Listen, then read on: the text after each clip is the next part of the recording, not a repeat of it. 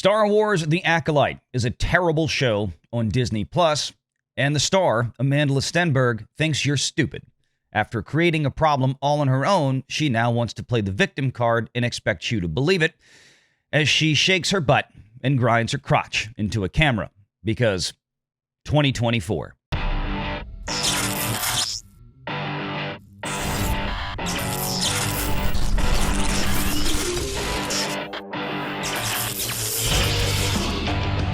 Renegade Online. This show keeps lighting itself on fire. Nobody involved in this show should be running their mouth at this point about the fans not liking it, because it's just, and again, for all the reasons we've stated, objectively, this is just a poorly written show. This is a terrible show that just, I mean, we're talking third grade level kind of writing here, and you compare it to other things out there right now like House of the Dragon, even probably The Boys, which I've never watched, but I've heard nothing but great things about it over the years. Even if you don't like where it's headed, at least they know how to structure a story. But when you have Star Wars fans saying the dialogue in this is terrible, you know you messed up. Yes. But, you know, one of the things that I wanted to take issue with, because this let's see, I think I still had this loaded up in the back. Yeah, I do. So let me share this. I'm going to make sure that we turn, this is the actual original video. So the sound is off, okay? Because she has been hitting people with copyright strikes. So there's stuff on here, but she goes into this, you can see. All right. My song is so much better. Yeah. What model Cadillac do you think she got out of when she stepped out onto the street to shoot this and then jump back in it really quick and run away? I want to know how many bodyguards. How many bodyguards were on the ready for this done in 3 days effort? Yeah, and she's talking about, and look, I get it. Okay, there's some, again, to be fair, she talks about, hey, I'm getting lit up over an interview I had with Trevor Noah back 6 years ago. King Trevor, get it right. Yeah, King Trevor or whatever. I think she was trying to force a rhyme. I'm sure they had no idea that would happen, by the way. They had no idea. No, but even after we realized, okay, this is from way back. This didn't have to do with this Star Wars show. One of the things we remarked on is like, but it goes to show a pattern here. And I thought, you know, the more I especially when this video came out, I kind of feel bad for her. Because she has obviously grown up inside this Hollywood bubble, and she's had her head filled with God knows what. This is somebody who's, you know, I don't think she grew up exactly poor. She's rich. She's got a net worth that's like 20 times that of a average 20-year-old. Yeah, and I mean, in her 20s has 1/20 of her net worth. She was a wonderful actress all those years ago in Hunger Games playing Rue. I thought she did great. But you can kind of see she's grown up and she's had her head filled with this stuff, talking about, you know, went from city to city protesting that. Does it remind you of anybody, Valiant? Yeah. Does it remind you of an NFL player that we've seen before once? A very similar story, kind of. Colin Kaepernick. Colin Kaepernick. Yes, this is exactly what I think of when I was thinking about this with Amandla Stenberg. It's the same thing, going around talking about how, you know, I'm oppressed and I'm. This is really cool. I keep doing this for like 3 minutes. It's not really music, but I pretend it is. It's like Billie Eilish on fentanyl. Like, what are you doing, dude? And I mean, this was just, you know, talking about, I'm sitting here watching cops kill black kids and all this kind of stuff. And I'm like, no, wait a minute. She wants to go out. Here's the thing. Whether she's right, whether she's wrong, whether you agree with her, whether you don't, the problem is that this is absolutely not helping the show. Not at all. Not at all.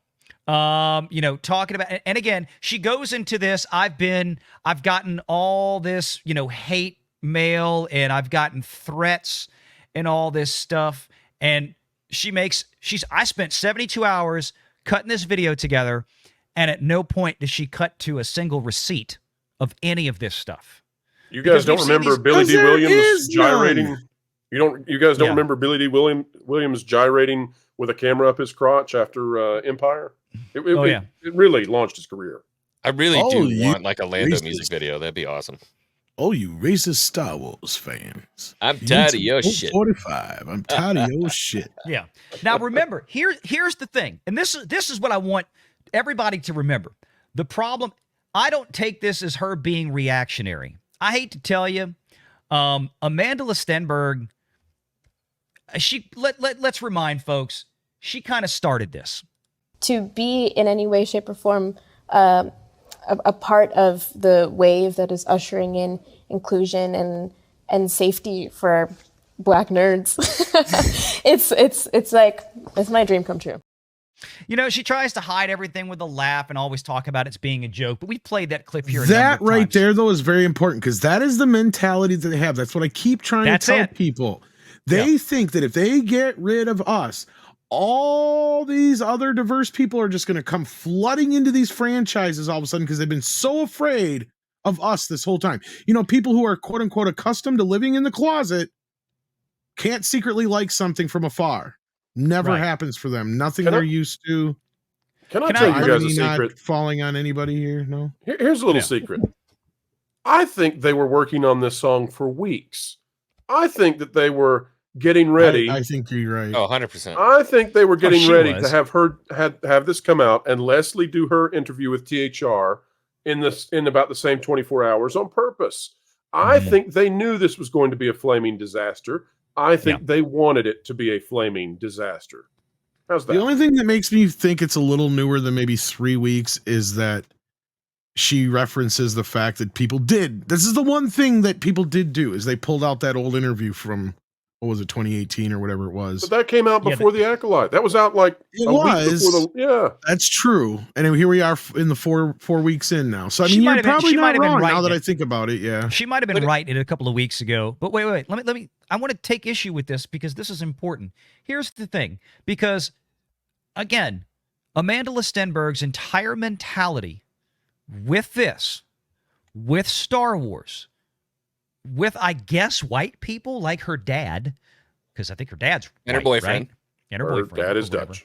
Again, let me play this one more time. This was way before the Acolyte ever premiered. This was the mentality of the star of the show. To be in any way, shape, or form a part of the wave that is ushering in inclusion and safety for Black nerds, it's my dream come true. Now, let me address this directly because it's one of the stupidest comments ever made. You see what I'm showing, Valiant? Yeah, I mean, the idea... Oh, I have it. Oh, guess what? I already have mine queued up. Yep. Yeah, the audience doesn't know what we're talking about, but that's so cool. Yeah, It's the same thing. Let's do it. Guess what, kids? Star Wars has always been inclusive. Star Wars has never been unsafe for anybody. And this idea that some little snot-nosed Gen Z pain in the ass, some self-entitled spoiled brat like Amandla ultra wealthy, wants to come out there and act like, oh, well, I'm so glad that we're in an era of ushering in inclusivity in Star Wars. Let's watch this from 1983, the premiere night of Return of the Jedi on newsreels, 41 years ago. All I got to say, the Jedi have returned. Oh, look at the hatred. Waiting on Return of the Jedi. She looks so unsafe standing around all those white guys. So and look, there's even an Asian guy right behind her. Oh, my God. 3 years in the making. We were waiting for this. Some people don't idolize Darth Vader like I do. See, I want him to get Luke. And I think that Luke will destroy Darth Vader. I guess Darth Vader will die. I'm not sure. I hope he doesn't. I love his black. Y'all can see here the interview with everybody. Look at everybody. Seating, hold your own ticket as you enter the theater, please. Look. Everybody loved this movie. Everybody was there. White, black, male, female, Hispanic, Asian, whatever. They were all there. This idea that Star Wars wasn't safe for Black nerds before Amandla Stenberg came along. And so, again, that's what pisses me off about her video here. Like these idiots ruined the world. They ruined the world. We had a better world in the 1980s. They ruined Where there wasn't problems, they created them in order to become relevant. Yeah, because they want to glue the glass ceiling back together just so they can smash it again, and then they'll put it back again by creating more division and hate and all of that. Yep. Yeah. The craziest line in here was, I think when she's, it's coming up in just a second here. Wait a minute. My people cried in the theaters. White people cried they could see us as human beings. So thankfully, luckily, because Amandla put this performance on, she cured it. She cured the big R word. Because she did that, we finally saw them as humans. Like, what? Well, if she didn't make this song, she was going to get a racist tumor. Oh, that's right. Yeah. I just she like was bottling all the racism up inside and getting yeah. And that's what drove me nuts about this. And I'm not going to sit here and comment on that. Let's be honest, this music was probably about as good as the 4 episodes of The Acolyte we've gotten so far. I don't even care about that. This is her thing.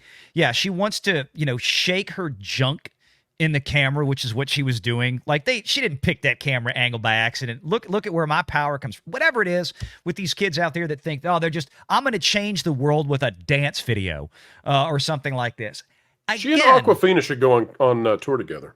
If Amandla Stenberg hadn't been out there before this show came out, acting like Star Wars was a whites only club, in her mind, again, because her brain has probably been so polluted and broken growing up out there I'm assuming she grew up in California, right? I may be wrong. Look at some of the creators that have been over her. Look at Justina Ireland, right? They're like, who did we get in Star Wars? And then she names 2 people. She's like Lando and Mace Windu. And she's like, I don't like them anyway. Yeah.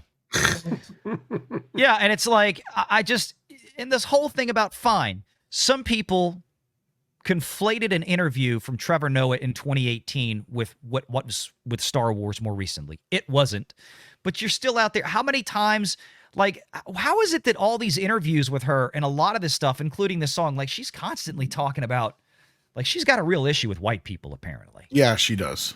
That's the thing. It doesn't really matter when she said it. She still feels that way, right? That's the whole point. Yep. And that's kind of the problem. And the irony of ironies is she's bitching about white people crying when that's what she wanted in the first goddamn place. Yeah. So I'm confused. And you know what? So another good example of this is the Charmin Obey-Chinoy thing, right? Yep. When we go back to the viral Charmin clip where she says, I like to make men uncomfortable. It doesn't matter if you said that today or in 2016. It's clearly how you feel. And by everything else that you talk about, you're still hinting at that sentiment. So yes, it's still very clearly present of mind. Don't tell me, it was 5 years ago. You guys are dredging stuff up from politicians about God knows how long ago. I don't want to hear it. Yeah, I mean, look, she in this section here, she talks about journalists. I'm looking at you. I'm looking at the subtitles here. Did you forget it's your job to provide the truth? Yeah, they did. When have they been doing that?